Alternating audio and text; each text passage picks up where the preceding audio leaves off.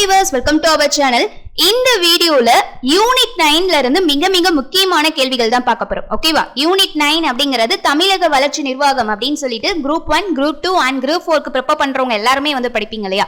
So இது ரொம்ப ரொம்ப முக்கியம். சோ வீடியோவை எண்ட் வரைக்கும் ஸ்கிப் பண்ணாத பாருங்க. டோட்டலி வந்து 50 கேள்விகள் இருக்கும்.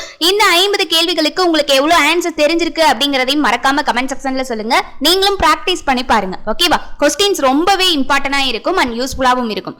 ஓகே, முதல் கேள்வி, தமிழ்நாட்டில் நீலகிரி மலைகளில் இருந்தும் கேரளாவின் ஆனைமுடி கிளையில் இருந்தும் கிழக்கு நோக்கி செல்லும் மலைத்தொடரின் பெயர் என்ன? விடை ஆன்சர் சி, பழனிமலை.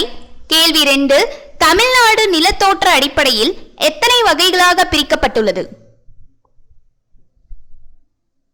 விடை வந்து பாத்தீங்கன்னா 5 வகைகளாக பிரிக்கப்பட்டுள்ளது. Answer option C. கேள்வி 3, சரியான கூற்றை தேர்வு செய்க. கூற்று 1, மேற்கு தொடர்ச்சி மலை நீலகிரியில் இருந்து மருதமலை வரை நீண்டு உள்ளது. கூற்று 2, இதன் உயரம் 2500 முதல் 2000 மீட்டர் வரை உள்ளது. கூற்று 3, நீளம் 3000 சதுர கிலோமீட்டர் வரை உள்ளது. இந்த டாபிக் வந்து பாத்தீங்கன்னா தமிழ்நாட்டு புவியியல், தமிழ்நாட்டு பொருளாதாரம் மற்றும் தமிழ்நாட்டு கல்வி முறைகள். ஓகேவா? சோ இது ரிலேட்டடா இருந்து கொஸ்டின்ஸ் எடுக்கப்பட்டிருக்கும். சோ இது எல்லாமே வந்து நம்மளுக்கு ரொம்ப முக்கியம். இந்த யூனிட் 9 அப்படிங்கிறது தமிழக நாட்டை பத்தி தான் ஃபுல்லாவே நீங்க வந்து படிப்பீங்க. ஓகேவா? தமிழ்நாட்டோட கல்வி, சோ தமிழ்நாட்டுல என்னென்ன திட்டங்கள் இருக்கு, இது எல்லாத்தையும் படிக்கிறதா இந்த யூனிட் 9. சோ நல்லா நோட் பண்ணிக்கோங்க. விடை வந்து பாத்திரலாமா? இதுக்கான ஆன்சர் வந்து பாத்தீங்கன்னா ஆப்ஷன் பி, 1 மட்டும்தாங்க சரி. மேற்கு தொடர்ச்சி மலை நீலகிரியில் இருந்து மருதமலை வரை நீண்டு உள்ளது அப்படிங்கிறது மட்டுமே சரியானது. சோ ஆன்சர் 1 மட்டும் சரி. கேள்வி 4, தமிழ்நாட்டில் தேசிய தொல்லுயிர் படிம மர பூங்கா எங்குள்ளது? விடை வந்து பாத்தீங்கன்னா ஆப்ஷன் ஏ, விழுப்புரம். கேள்வி 5, தமிழ்நாட்டில் அதிகம் உற்பத்தியாகும் பொருட்கள்? விடை வந்து பாத்தீங்கன்னா ஆப்ஷன் பி, வாழை மற்றும் தேங்காய். கேள்வி 6, தமிழ்நாட்டில் அதிகமாக மாங்க்ரோவ் காடுகள் காணப்படும் பகுதி எது? தமிழ்நாட்டில் அதிகமாக மாங்க்ரோவ் காடுகள் காணப்படும் பகுதி எது? விடை வந்து பாத்தீங்கன்னா ஆப்ஷன் டி, கடலூர். கேள்வி 7, தமிழ்நாட்டில் எந்த பயிர் உற்பத்திக்காக அதிக அளவு பரப்பளவில் நிலம் பயன்படுத்தப்படுகிறது?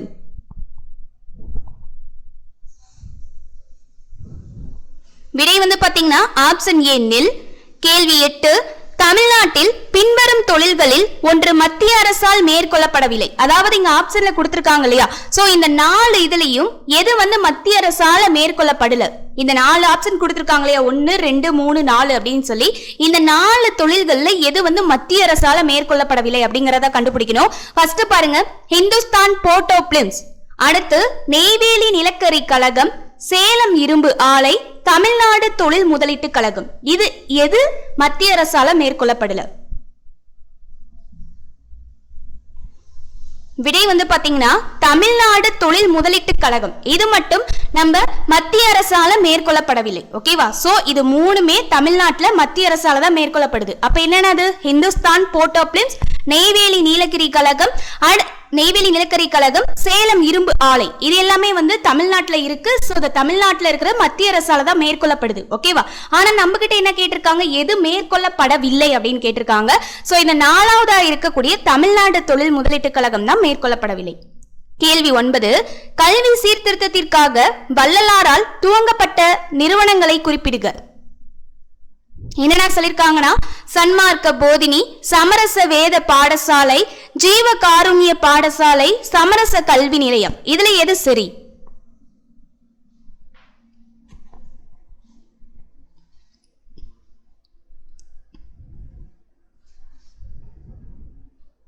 விடை பார்த்திடலாமா?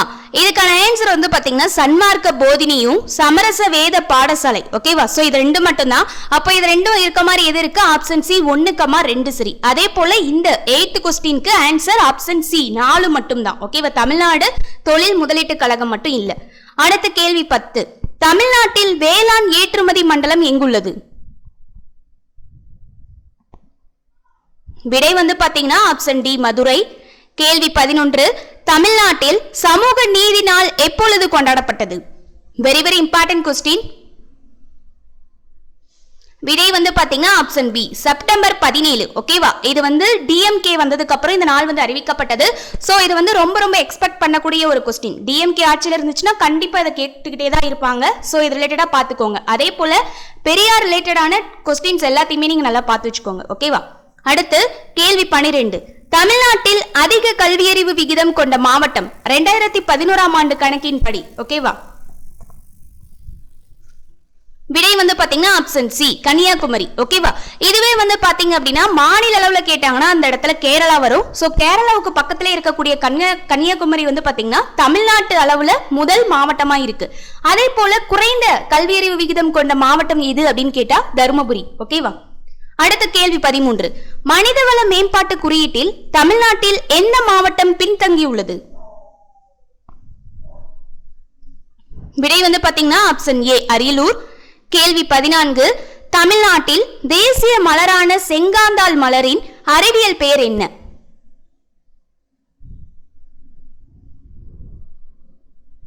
விடை வந்து பாத்தீங்கன்னா ஆப்ஷன் சி, குளோரியோசா சூப்பர்பா. இதுல இன்னொரு பாயிண்ட் மெயினா இருக்கு. தமிழ்நாட்டோட தேசிய மலர் அப்படிங்கிறது செங்காந்தாள் மலர். இதையும் நோட் பண்ணிக்கோங்க. அடுத்த கேள்வி 15. சரியில்லாததை குறிப்பிடுக. இங்க கொடுத்திருக்கிறதுல எது வந்து மிஸ்மேட்சா இருக்கு அப்படின்னு சொல்லி கண்டுபிடிக்கணும். ஃபர்ஸ்ட் பாருங்க, காபி உற்பத்தியில தமிழ்நாடு 2வது இடமா இருக்கான். அடுத்து மேற்கு தொடர்ச்சி மலையில் மட்டும் காபி பயிரிடப்படுகிறது அப்படின்னு 2வது கூற்றா சொல்லியிருக்காங்க. 3வது கூற்று தேயிலை உற்பத்தியில் தமிழ்நாடு 2வது இடம். அடுத்து 4வது கூற்று என்ன கொடுத்திருக்காங்கன்னா உலக காபி தினம் வந்து அக்டோபர் 2 அன்னைக்கு கொண்டாடப்படுகிறது அப்படின்னு கொடுத்திருக்காங்க. அப்போ இதுல எது வந்து கரெக்ட், எது கரெக்ட் இல்லாத இருக்கு?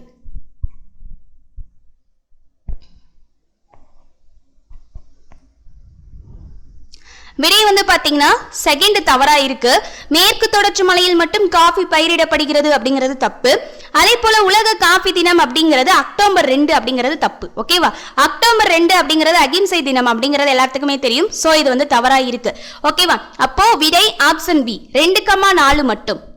கேள்வி 16. சரியில்லாததை குறிப்பிடுக. ஃபர்ஸ்ட், வீரராஜேந்திரனின் திருவிடை கல்வெட்டு நூலகத்தை பற்றி குறிப்பிடுகிறது. கூற்று 2, பாண்டியர் காலத்தில் சமஸ்கிருதத்தை ஆதரித்தனர். கூற்று 3, பாண்டியரின் வேத கல்லூரி திருப்புனையில் இருந்தது. கூற்று 4, பாண்டியரின் கல்வி நிலையம் கடிகை, சாலை, சாலப்போகம், சதுர்வேதி மங்கலம் என அழைக்கப்பட்டது.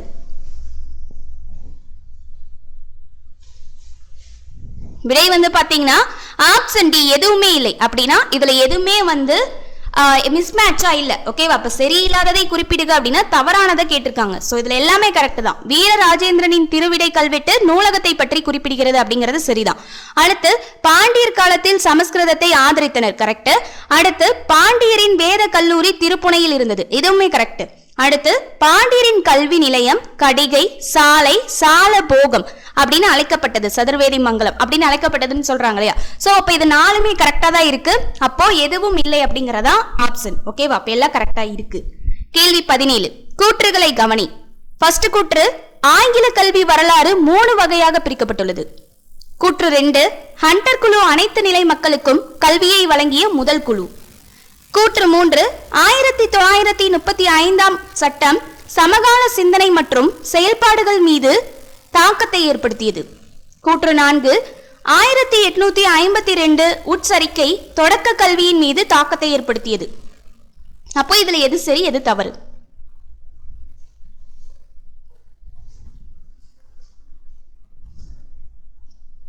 விடை வந்து பாத்தீங்கன்னா ஆன்சர் டி, எல்லாமே தவறாதான் இருக்கு. ஓகேவா? இதுல சொல்லியிருக்கக்கூடிய எந்த கூற்றுமே கரெக்ட் கிடையாது. ஓகேவா? அடுத்து கேள்வி 18. தமிழ்நாட்டின் கல்வி முறை என்பது எப்படி இருக்கு? புத்தகம் படிப்பது, புத்தகங்களை புரிந்து கொள்வதா, அல்லது கற்றறிந்த அறிஞர்களின் வழிகாட்டுதல்களை பெறுதல், எப்படி இருக்கு? விடை வந்து பாத்தீங்கன்னா ஆப்ஷன் ஏ, அனைத்தும் சரி. புத்தகத்தை படிக்கிறது, புத்தகங்களை புரிந்து கொள்வது, கற்றறிந்த அறிஞர்களின் வழிகாட்டுதல்களை பெறுதல், இந்த 3 வகையிலுமே தான் இருக்கு. அடுத்து கேள்வி 19. கல்வி நிலையங்கள் யாருடைய காலத்தில் கடிகை எனப்பட்டது? பல்லவரா, பாண்டியரா, சோழரா?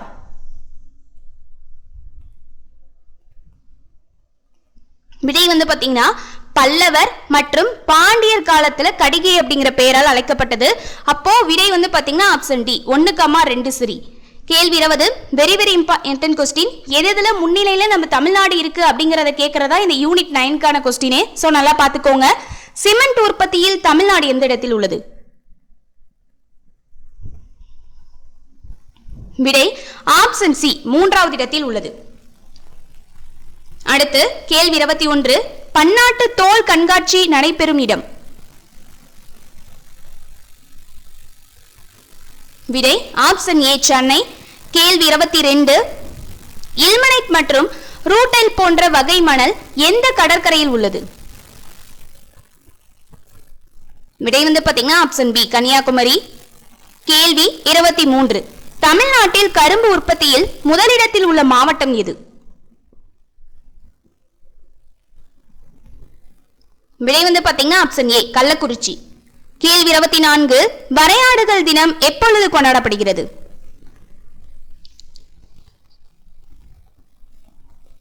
விடை ஆப்ஷன் ஏ, அக்டோபர் 7. கேள்வி 25 தமிழ்நாடு பட்ஜெட்டில் அதாவது 2024 எந்த மாவட்டத்தில் ஜவுளி பூங்கா அமைய உள்ளது? இந்த பட்ஜெட் படி ஆப்ஷன் பாருங்க என்ன கொடுத்திருக்காங்கன்னா சேலம், விருதுநகர், ஈரோடு, திருப்பூர். இங்க எங்க அமைய இருக்கு? விடை பாத்தீங்கன்னா சேலம் மற்றும் விருதுநகரில் நடைபெற இருக்கு. அப்போ ஆன்சர் ஆப்ஷன் ஏ, 1,2 சரி. கேள்வி 26 காவிரியுடன் தொடர்பில்லாத கிளை நதி என்ன?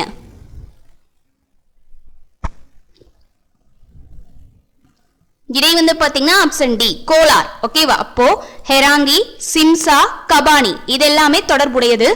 கேள்வி 27 தமிழ்நாட்டில் காற்று ஆற்றல் வளம் உள்ள இடங்கள் என்னன்னு பாருங்க. ஃபர்ஸ்ட் பாலக்காட்டு கணவாய் கோவை அப்படின்னும், அடுத்து செங்கோட்டை கணவாய் திருநெல்வேலி, அடுத்து ஆரல்வாய்மொழி கணவாய் கன்னியாகுமரி, அடுத்து அருப்புக்கோட்டை விருதுநகர். இதுல எது சரி? விடை பத்தரலாம். பாலக்காட்டு கணவாய் கோவை கரெக்ட், செங்கோட்டை கணவாய் திருநெல்வேலி கரெக்ட், ஆரல்வாய்மொழி கணவாய் கன்னியாகுமரி கரெக்ட். சோ அப்போ இது 3 தான் கரெக்ட். அப்போ இதுக்கான ஆன்சர் ஆப்ஷன் பி, 1, 2, 3 சரி. கேள்வி 28 தமிழ்நாட்டில் அதாவது 2011ஆம் ஆண்டு கணக்கெடுப்பின்படி குறைந்த பாலின விகிதம் கொண்ட மாவட்டம்?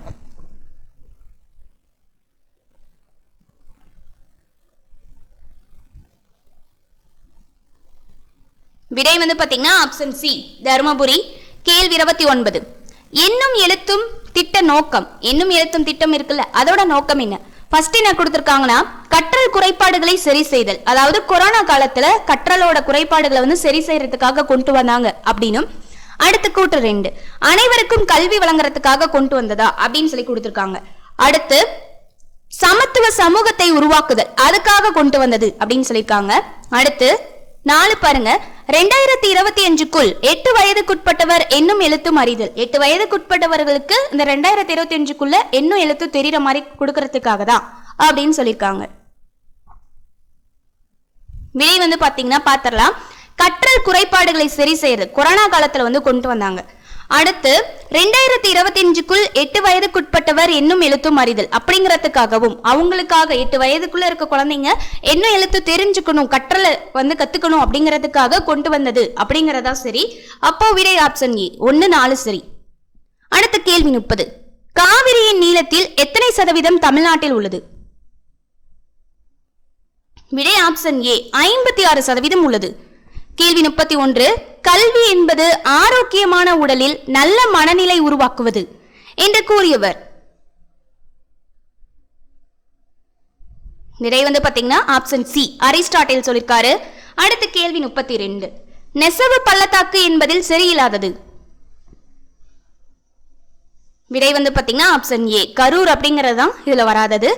அடுத்த கேள்வி 32 எத்தனை இலைகள் சரி என்பதை குறிப்பிடுக. மொத்தம் 3 இணைகள் கொடுத்திருக்காங்க. இதுல எத்தனை இணைகள் சரியா இருக்கு அப்படிங்கறத கேட்டிருக்காங்க. ஃபர்ஸ்ட் தமிழ்நாட்டில் நிலத்தோற்றம் 5 வகை இருக்கு. அடுத்து தமிழ்நாட்டில் மண் அப்படிங்கிறது 5 வகை இருக்கு. அடுத்து தமிழ்நாட்டில் காடுகள் அப்படிங்கிறது 5 வகை இருக்கு அப்படின்னு கொடுத்திருக்காங்க. அப்போ இதுல எது சரின்னு கண்டுபிடிச்சாதான் எத்தனை இணைகள் சரியா இருக்கு அப்படின்னு பார்க்க முடியும். விடை பாத்தீங்கன்னா 3 இணைகளுமே கரெக்டா தான் இருக்கு. தமிழ்நாட்டுல நிலத்தோற்றம் அப்படிங்கிறது 5 வகைகள் இருக்கு. அடுத்து தமிழ்நாட்டுல மண் அப்படிங்கிறது 5 வகை இருக்கு. தமிழ்நாட்டுல காடுகள் அப்படிங்கிறதுமே 5 வகை தான் இருக்கு. சோ இந்த 3மே 5 அப்படிங்கிறது வருது. சோ நல்லா நோட் பண்ணி வச்சுக்கோங்க. அப்போ ஆன்சர் 3 இணைகளுமே சரி. அடுத்த கேள்வி 34. கிழக்கு கடற்கரைக்கு இணையாக செல்லும் கிழக்கு தொடர்ச்சி மலை எது?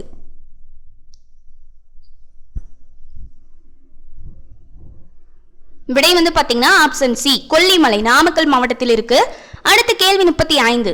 இந்து சமய மக்களின் புனித நதி எது? விடை வந்து பாத்தீங்கன்னா ஆப்ஷன் சி, தென்பெண்ணை. கேள்வி 36. மாற்றுத்திறனாளிகளுக்கான ஒருங்கிணைந்த கல்வி திட்டம் எப்போது துவங்கப்பட்டது?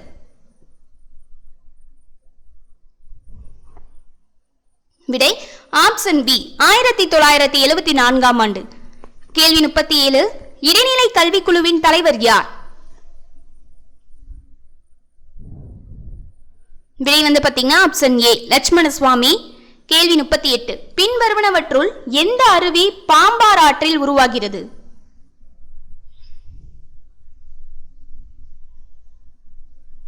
விடை ஆப்ஷன் ஏ, கும்பங்கரை. அடுத்து கேள்வி 39. தமிழ்நாடு மின்சார வாரியம் எப்பொழுது ஏற்படுத்தப்பட்டது? விடை ஆப்ஷன் பி, 1957ஆம் ஆண்டு. கேள்வி 40. எத்தனை இணைகள் சரி என்பதை குறிப்பிடுக. ஓகேவா, இப்போ 4 இணைகள் கொடுத்திருக்காங்க, பார்க்கலாம். இந்திய மருத்துவ தலைநகரம் அப்படின்னா தமிழ்நாடு.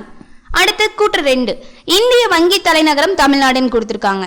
அடுத்து இந்தியாவின் நூல் கிண்ணம் தமிழ்நாடு, தென்னிந்தியாவின் நுழைவாயில் தமிழ்நாடு அப்படின்னு கொடுத்திருக்காங்க.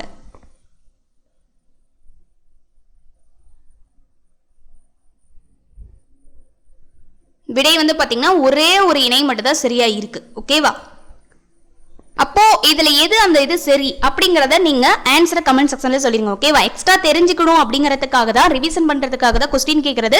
சோ அப்ப இதுக்கான ஆன்சர், அந்த இணை சரியான இணை எது அப்படிங்கறத கமெண்ட் செக்ஷன்ல ஃபாஸ்டா சொல்லிருங்க. அடுத்து கேள்வி 41. இயற்கையின் சொர்க்கம் என அழைக்கப்படுவது? இது very very important question. Group 1ல கூற்று ரிலேட்டடா இந்த கொஸ்டின் வந்து கேட்டிருந்தாங்க. இயற்கையின் சொர்க்கம். விடை வந்து பாத்தீங்கன்னா ஆப்ஷன் ஏ, ஜவ்வாது மலை. கேள்வி 42. தெற்கு அரைக்கோளத்தின் சக்தி வாய்ந்த தொழில் தொகுப்பு எது? விடை ஆப்ஷன் பி, திருப்பூர். ஓகேவா, சோ அங்க தொழில் அமைப்பு வந்து ரொம்பவே அதிகமா இருக்கும். அடுத்த கேள்வி 43. தமிழ்நாட்டில் உள்ள ராம்சார் தலங்களின் எண்ணிக்கை என்ன? 2024 படி. இது very very very important. So இது கரண்ட் அஃபேர்ஸ் ரிலேட்டடா கண்டிப்பா நீங்க படிச்சே ஆகணும். 2023ல ஒரு பட்டியல் வந்து விட்டுருப்பாங்க எத்தனை எண்ணிக்கை அப்படின்னு சொல்லிட்டு. இப்போ 2024ல ஒரு எண்ணிக்கை கொடுத்திருப்பாங்க. சோ அந்த எண்ணிக்கையில என்னென்ன பேர்ல இருக்கு அப்படிங்கறத கட்டாயமா நீங்க நோட் பண்ணி வச்சுக்கணும். இதுல இருந்து கண்டிப்பா ஒரு கேள்வி வரும். ஓகேவா, விடை வந்து பாத்தீங்கன்னா ஆப்ஷன் சி, 16. அந்த 16 என்னென்ன எங்க அப்படிங்கறத பார்த்து வச்சுக்கோங்க. ஓகேவா, அடுத்த கேள்வி 44. NH44 தமிழ்நாட்டில் எங்கே இருந்து தொடங்கியது? அதாவது NH44 நெடுஞ்சாலை இருக்குல்ல, சாலை, அது தமிழ்நாட்டில் எங்கிருந்து தொடங்குகிறது? விடை வந்து பாத்தீங்கன்னா ஆப்ஷன் பி, ஒசூர். கேள்வி 45. அரசு பள்ளி மாணவிகளுக்கு மாதம் ரூபாய் 1000 டெபாசிட் செய்யப்படும் திட்டம் எப்பொழுது அறிவிக்கப்பட்டது? விடை வந்து பாத்தீங்கன்னா 2022 மார்ச் 18. ஓகேவா, கேள்வி 46. தேசிய இடைநிலை கல்வி திட்டம் தொடங்கப்பட்ட ஆண்டு? விடை ஆப்ஷன் சி, மார்ச் 2009. கேள்வி 47. கல்வி எந்த பட்டியலில் உள்ளது? விடை வந்து பாத்தீங்கன்னா ஆப்ஷன் சி, பொது பட்டியல்ல இருக்கு. ஓகேவா, சோ இது வந்து பாத்தீங்க அப்படின்னா ஸ்டார்டிங்ல வேற பட்டியல இருந்ததை பொது பட்டியல தூக்கி இந்திரா காந்தி அம்மையார் வந்து போட்டாங்க. ஓகேவா, சோ வந்து பாத்தீங்கன்னா 42வது சட்ட திருத்தத்தை யூஸ் பண்ணி இந்திரா காந்தி அம்மையார் வந்து நிறைய இதை வந்து தூக்கியிருப்பாங்க. ஓகேவா, ஃபர்ஸ்ட் வந்து என்ன பண்ணியிருந்தாங்கன்னா மாநில பட்டியல வச்சிருந்தாங்க. சோ மாநிலம் ரிலேட்டடா, கல்வி ரிலேட்டடா அவங்க என்ன வேணாலும் மாநிலத்தில் இருக்கவங்க முதலமைச்சர் வந்து பண்ணிக்கலாம் அப்படிங்கிற மாதிரி ஸ்டார்டிங்ல இருந்துச்சு. இந்திரா காந்தி அம்மையார் வந்து என்ன பண்ணிட்டாங்க அப்படின்னா பொதுப்பட்டியல தூக்கி போட்டாங்க. ஓகேவா, அப்போ பொதுப்பட்டியல இருக்கும் போது என்ன பண்ண முடியும் அப்படின்னா, என்னதான் மாநிலம் கொண்டு வந்தாலும் அது மத்திய அரசு வந்து அதற்கான உத்தரவை வந்து வழங்கினா மட்டும்தான் இவங்களால வந்து கொண்டு வர முடியும் அப்படிங்கிற மாதிரி ஒரு இதை கொண்டு வந்துட்டாங்க. ஓகேவா, அடுத்த கேள்வி 48. மெக்கலே கல்வி குறிப்பு வெளியிடப்பட்ட ஆண்டு. விடை ஆப்ஷன் பி 1835. கேள்வி 49. இந்தியாவில் கல்வி ஒரு டேஸ் உரிமை. விடை ஆப்ஷன் ஏ அடிப்படை உரிமையா தான் இருக்கு. கேள்வி 50. கல்வி உரிமை சட்டம் நடைமுறைக்கு வந்த ஆண்டு. விடை ஆப்ஷன் பி 2010. ஓகே கைஸ், இந்த வீடியோல யூனிட் 9க்கான மிக முக்கியமான 50 கேள்விகள் பார்த்திருக்கோம். சோ இது குரூப் 1, குரூப் 2 அண்ட் குரூப் 4க்கு ப்ரிப்பேர் பண்றவங்களுக்கு ரொம்பவே யூஸ்ஃபுல்லா இருக்கும். குரூப் 1ல யூனிட் 8 அண்ட் யூனிட் 9ல இருந்து அதிகப்படியான கேள்விகள் கேட்பாங்க. அதே போல தான் குரூப் 2க்குமே. சோ நல்லா வந்து ப்ரிப்பேர் பண்ணிக்கோங்க. ஓகேவா? அதே போல வீடியோட எண்ட்ல 50 கேள்விகளுக்கு உங்களுக்கு எவ்வளவு क्वेश्चंस தெரிஞ்சிருந்தது அப்படிங்கறதையும் மறக்காம கமெண்ட் செக்ஷன்ல சொல்லுங்க. இந்த வீடியோ பிடிச்சிருந்தது அப்படினா லைக் பண்ணுங்க. நம்ம சேனலை இது வரைக்கும் சப்ஸ்கிரைப் பண்ணாத பார்த்துக்கிட்டு இருக்கீங்க அப்படினாலும் சப்ஸ்கிரைப் பண்ணிட்டு பாருங்க. அப்பதான் நம்ம போடுற வீடியோஸ் அண்ட் நோட்டிபிகேஷன் உங்களுக்கு உடனுக்குடன் வரும். Thank you.